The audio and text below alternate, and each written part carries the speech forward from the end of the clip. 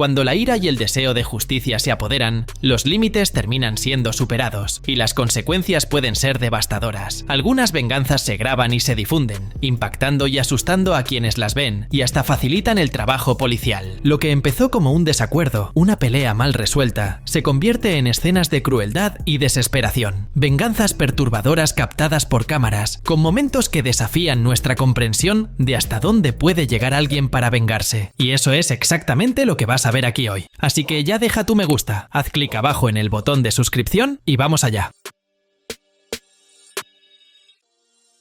En el año 1984, en los Estados Unidos, Jeff Doucette, un instructor de artes marciales en Luisiana muy querido por las familias, tenía intenciones oscuras. Uno de sus alumnos, Jody Plauché, de 11 años, fue víctima de cosas horribles que ni siquiera pueden mencionarse durante varios meses antes de ser secuestrado por Doucette, quien se lo llevó a California. La policía lo rastreó después de que Doucette permitiera que Jody llamara a casa. Durante la llamada, la línea fue monitoreada y los agentes localizaron la propiedad donde estaban. El chico fue rescatado y Doucette fue arrestado. Hasta ese momento parecía que todo seguiría el curso normal de la justicia, pero Gary Plauché, el padre de Jody, no pensaba lo mismo. Unos días después, mientras Doucette era escoltado por la policía en el aeropuerto, Gary esperaba cerca de un teléfono público. Parecía solo otra persona en el lugar, pero estaba armado. Cuando Doucette pasó, Gary sacó el arma y disparó a quemarropa. El tiro fue certero y Doucette murió al instante. Todo quedó grabado por las cámaras de un equipo de noticias que cubría el traslado del prisionero.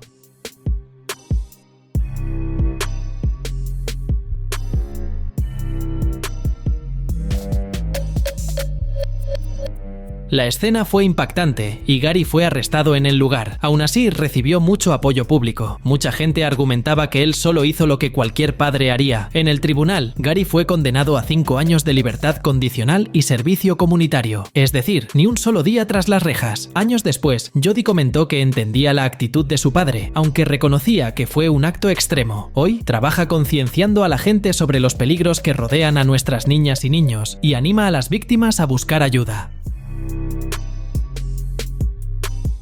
Marciano da Silva, un ex empleado de una empresa de herramientas, apareció para ejecutar una venganza contra su antiguo gerente, José Edilson, y la razón fue un despido de hace más de 2 años que todavía no había superado. Las cámaras de seguridad registraron a Marciano llegando con tranquilidad, sin levantar sospechas. Pidió hablar con el gerente, entró a la oficina y sin aviso sacó un arma. Gilvan Fabricio, otro empleado, intentó reaccionar pero resultó herido. Decidido, Marciano efectuó disparos para alcanzar al gerente, creando una situación de pánico. Marciano también trató de disparar contra el subgerente en la calle, pero no lo logró. Luego, en un gesto casi surreal, volvió a la oficina, como si estuviera procesando lo que acababa de hacer. El ataque fue motivado por el profundo rencor que Marciano guardaba desde su despido. Después de más de una década trabajando en la empresa, culpaba al gerente por su situación y ya había hecho amenazas. Aún así, nadie creía que llegaría a ese extremo. Empleados relataron que se había advertido al gerente sobre las amenazas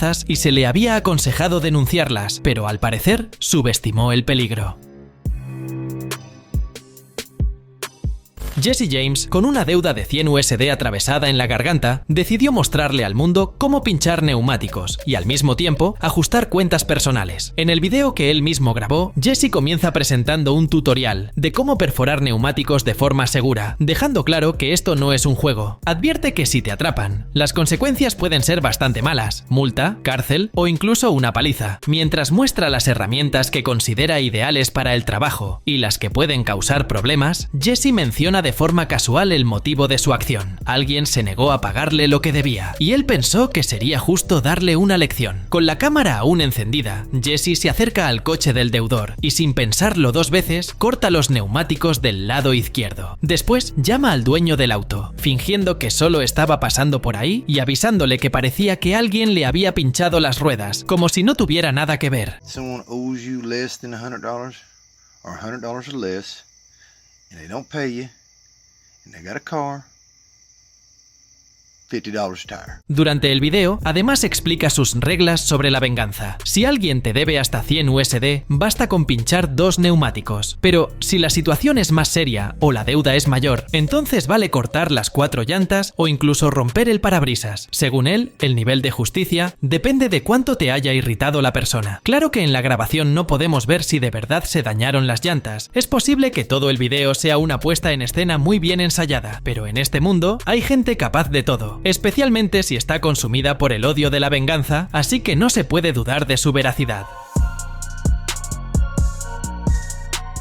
En un momento completamente inesperado, una mujer decidió tomar la justicia por su propia mano y casi acabó con la vida de su exmarido. Lennis fue al apartamento donde él se encontraba y preparó una emboscada. Se escondió dentro del armario y esperó a que su exmarido entrara en la habitación. Cuando él entró, ella disparó sin aviso. Las imágenes de las cámaras de seguridad muestran a Lennis merodeando por el edificio antes de finalmente forzar la puerta del apartamento. Después de eso, se escondió dentro y esperó. Cuando el exmarido llegó, ella salió del armario y disparó. Wellington fue alcanzado, pero logró defenderse, desarmarla y mantener la situación bajo control hasta la llegada de la policía. El administrador del edificio escuchó el disparo y los gritos pidiendo auxilio y llamó rápidamente a las autoridades. Lennis fue detenida y aunque alegó defensa propia, las investigaciones demostraron que el ataque había sido planificado.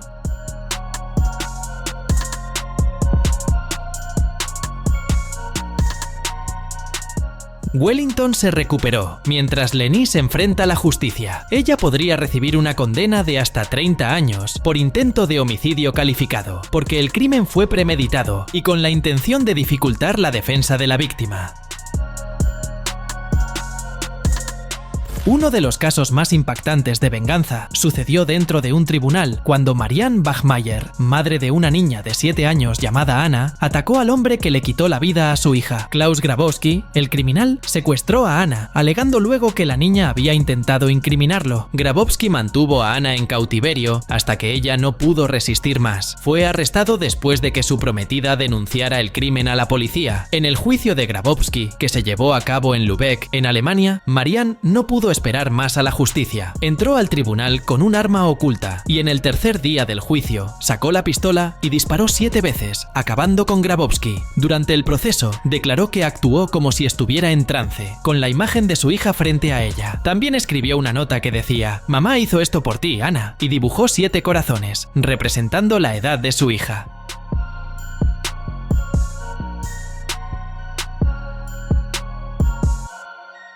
Los medios siguieron todo de cerca y la sentencia de Marianne fue muy debatida. Fue condenada a 6 años de prisión por homicidio imprudente, pero cumplió solo la mitad y quedó en libertad en el año 1985. Aún con su encarcelamiento, muchos apoyaron la acción de Marianne, mientras que otros pensaban que se había excedido. La historia de su venganza se convirtió en un símbolo del dolor y la desesperación de una madre que sintió que no tenía otra salida.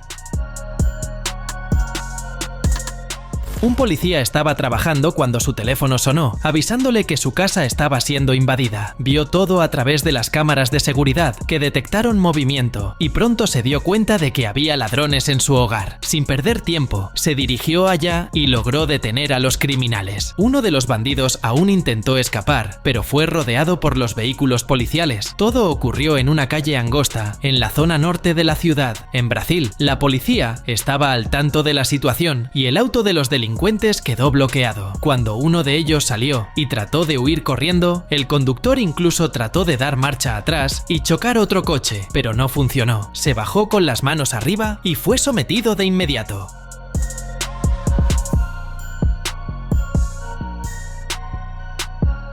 La historia no terminó ahí, porque dentro de la casa del policía, otros 2 delincuentes estaban robando. Vieron el movimiento de la policía y trataron de escapar saltando a la casa de al lado. Allí, tomaron como rehén a un anciano mientras buscaban las llaves del coche. Pero los agentes, usando las cámaras de seguridad y el monitoreo, lograron identificar el coche robado y localizar a los delincuentes. Cuando todo acabó, los 4 fueron detenidos y llevados a la comisaría.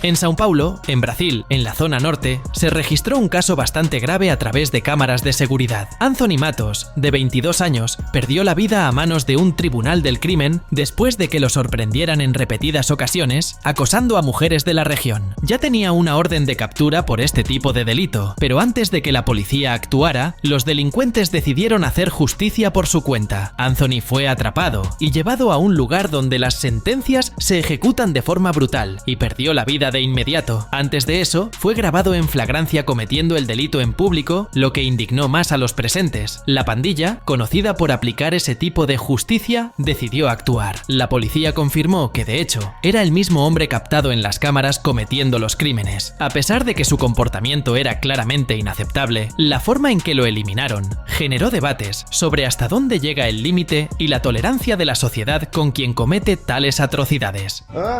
Que houve? É ou não é? O que vocês me dizem aí?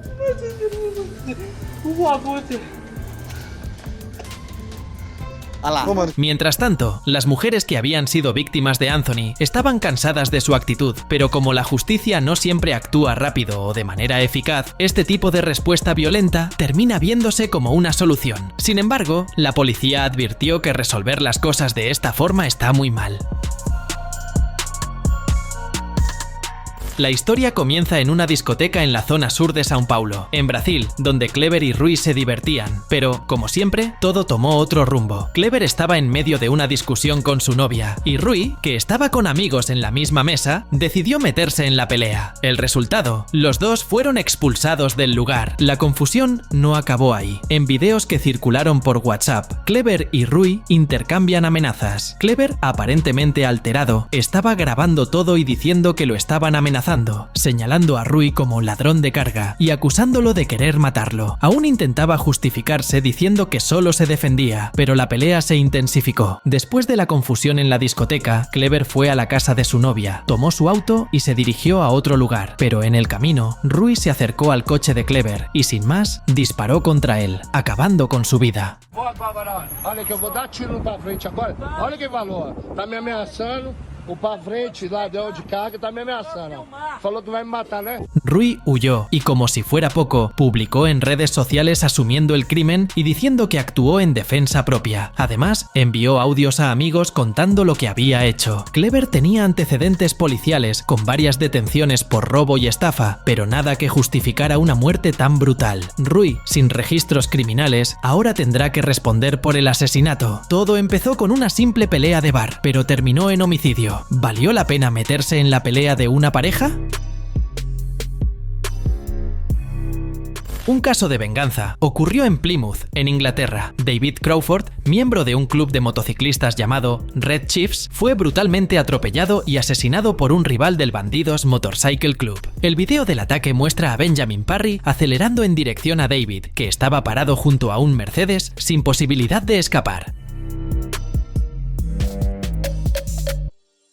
La confusión empezó en una discoteca, donde David tuvo una pelea con su novia. La situación se complicó cuando Parry, junto con sus amigos, bloqueó la salida de David y lo atacó con el vehículo. Parry, conduciendo una furgoneta, aceleró y golpeó la moto de David, tirándolo al suelo, pero no se detuvo ahí. Continuó arrastrándolo casi 1 kilómetro, dejando a David en la carretera hasta que sucumbió a sus heridas, sin ofrecer ayuda ni llamar a una ambulancia. La venganza ocurrió porque David, que era parte de los Red Chiefs, vestía los colores de un club rival, lo que se considera una gran ofensa entre pandillas de motociclistas. Parry, Pauli y Brading, los otros involucrados, fueron detenidos y recibieron 20 años de prisión por homicidio imprudente. Parry, quien conducía, confesó que su intención no era matar, pero que, al atropellar a David, entró en pánico y siguió conduciendo con él, atrapado debajo de la furgoneta. El juez que sentenció a los tres no tuvo dudas de que Parry tuvo la mayor culpa. Describió el video del ataque como algo realmente perturbador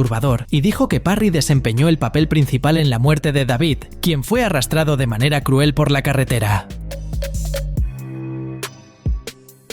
Cuando Donizete Lima, de 32 años, intentó realizar una estafa a un repartidor de comida después de hacer un pedido de más de $40 en un kit de parrillada por iFood, prometiendo pagar en el momento de la entrega. El repartidor, al llegar, sospechó. La desconfianza aumentó cuando otra persona pasó y llamó a Donizete Felipe. El repartidor, ya en alerta, comenzó a llamar la atención de los residentes, que rápidamente se dieron cuenta de la situación y se enfurecieron con el posible engaño. Su reacción fue agresiva. Empezaron a golpear a Donizete con palos y barras de metal. La agresión duró varios minutos y Donizete terminó muy lastimado. Al parecer, no era la primera vez que intentaba engañar a repartidores, pero como no se presentó una denuncia, no se podían confirmar los otros casos.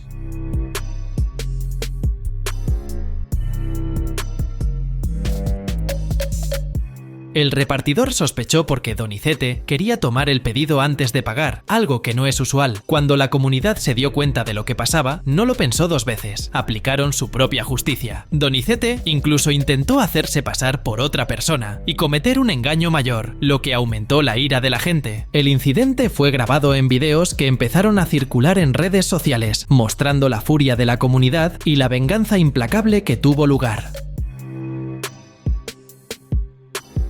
En el mundo del crimen todo se basa en reglas. Romper esas reglas o traicionar la confianza de una facción no sale barato. Y con frecuencia, esas venganzas quedan registradas en videos que muestran el lado más oscuro de la humanidad. Un caso que causó conmoción fue el de la llamada Loiriña do Tráfico, Karina Resciane de Asis. Ella formaba parte del PCC, pero decidió salirse e ingresar al Comando Vermello. Ese cambio de bando le costó caro. Karina llegó a publicar videos asegurando que iniciaba una nueva etapa en el Comando Vermello. Sin embargo, la respuesta fue rápida. Fue emboscada y atacada por miembros de su antigua facción que efectuaron varios disparos. Nada, entendeu?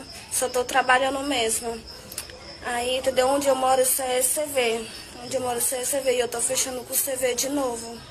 Las grabaciones mostraron el mensaje para quien se atreve a abandonar o traicionar a una facción. Te conviertes en un objetivo. Esto no es novedad en el universo del narcotráfico, donde las mujeres están ganando protagonismo, pero enfrentan los mismos peligros brutales. Esa guerra de poder traspasa fronteras e involucra países como Brasil, Paraguay e incluso Venezuela, donde jefas femeninas también han ido ganando notoriedad en el crimen. En este medio, la traición no se perdona, y los videos de esas venganzas perturbadoras lo dejan aún más claro. Las grabaciones, además de impactantes, sirven para intimidar a otros que piensen en romper las normas. Es el lado más crudo y real del crimen organizado, donde no hay espacio para errores ni arrepentimientos. No olvides suscribirte para ver más videos como este.